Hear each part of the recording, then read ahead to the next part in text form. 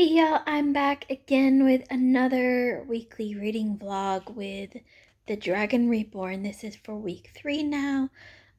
Chapter 20, Matt is awake and he's visited by Celine, who, if I remember correctly, was the woman that was with Rand and Loyal. Um, she's told Matt she is not an Aes Sedai nor a dark friend. And then after she leaves, the Emerald Sea is there, comes to visit him, and says that he's not to leave Tarvalin until he's fully healed, and he might need more healing on top of that. So there's a bunch of things that Matt is now thinking over. The next chapter, in chapter 21, we are with Egwene, and she goes to see Varen because Anaye thinks that she might be a dream walker. And Anaye gives her a Tongrial, which is supposed to help her in her dream walking if she's a dream walker.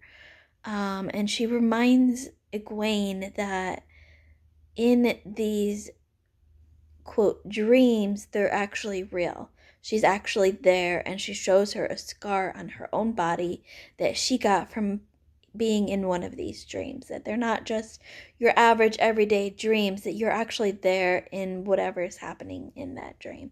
So these are two important scenes, I feel like, for the rest of the book, and I am very interested to see where this book goes. So chapters 22 and 23 in the Dragon Reborn, we see Egwene go through the acceptance process, one step closer to becoming an Aes Sedai.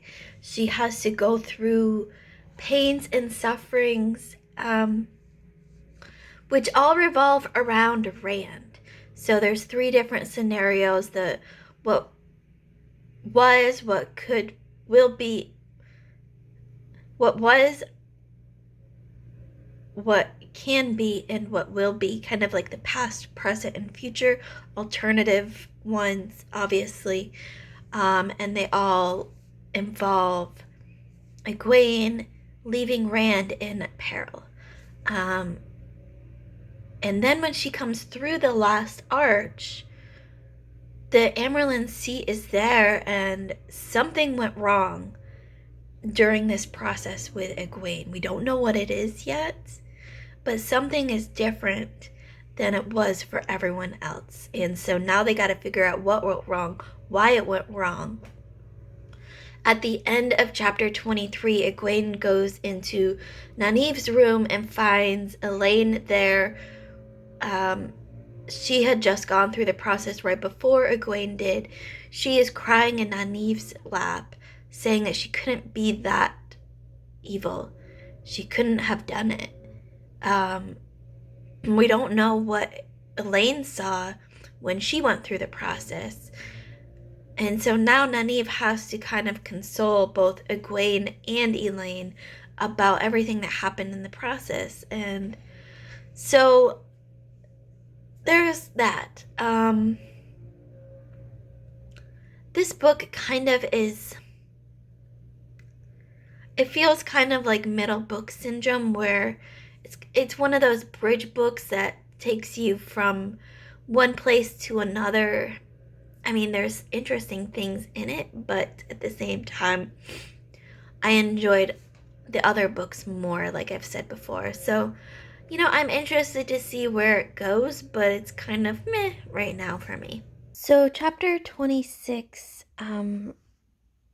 Egwene and Nynaeve and Elaine break into a library room, a storage room that is where all of the Black Aja stuff are being kept, the little renegade group. And they go through all of the things and discover that it is some kind of a trail to Tyr. They're not sure whether it's a legit trail or a trail that's supposed to mislead them or lead them into a trap.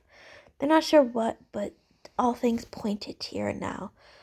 So yeah, that's gonna this little detective group that they've got going on here with the trying to find the Black Ajas are interesting.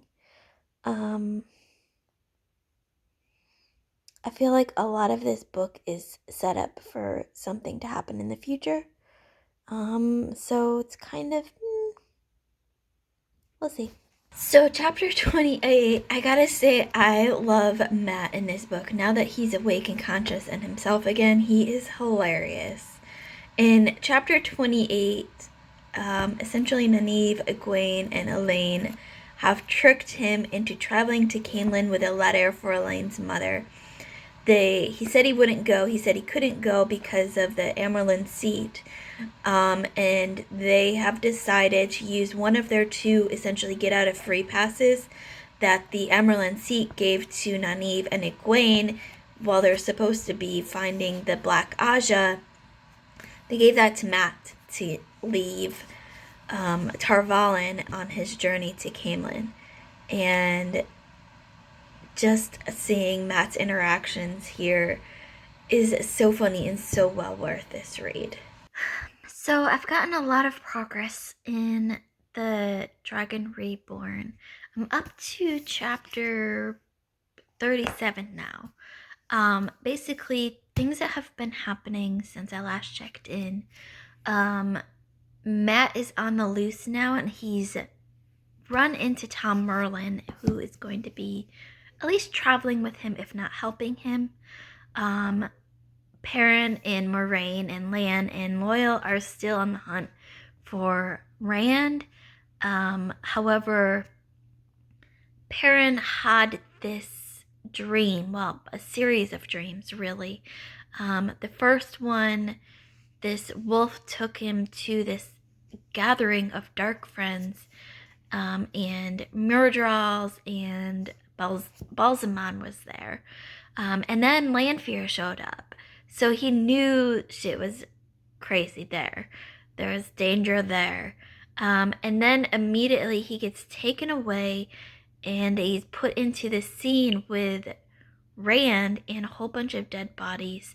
More men are coming down, and Rand uses the power, the one power, and shoots light at Perrin and hits him in the chest.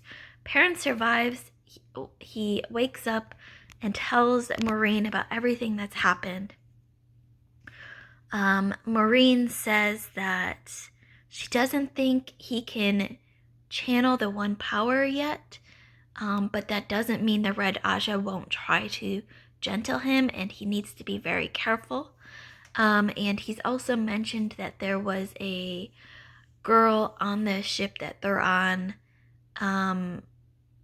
that her name seems suspect to Moraine, and he should also be careful around her. And so that's kind of where we're at now. Nynaeve and Egwene and Elaine are still snooping around the White Tower, but they've got Matt now on this journey to deliver this letter to Queen Morghese. And so I am making a good, steady progress in this.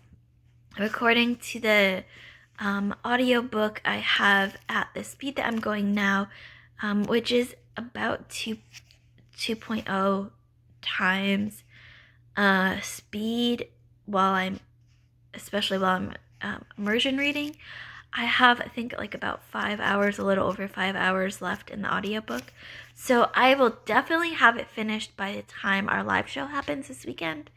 I might not have it all finished by the time this reading vlog goes up, but that just means another reading vlog for next week. So I'm going to continue making progress on all of my reads. Y'all know I have more than just this book going, and I'll check in again when I've got more reactions to the Dragon Reborn. So chapter 38, we get Nynaeve, Egwene, and Elaine outside Tar Valon. They're going on their way to Tyr to try to find both the Black Aes Sedai's and maybe Rand. And they've come across two Aiels, and they've learned that the Aiels are afraid of water. Even though they live by the river, the Stone River, this is a river of stones, essentially. It's a dried up river, and they're deathly afraid of river. They will not cross any river, though build boats just to cross a river. I feel like this, because I know how details matter to Robert Jordan, this is going to come back at some point in the story. I don't know when, but at some point this is going to come back. I feel like this is an important detail that is hidden inside dialogue, but will come back later. Chapter 39, Elaine, Egwene, and Moraine. They've run into these Aiel, but then they turn out to be part of a bigger crew or something. I'm not quite sure. I've been listening to the audiobook more and more as I've been going to and from work. So I think maybe something got lost in the translation of that.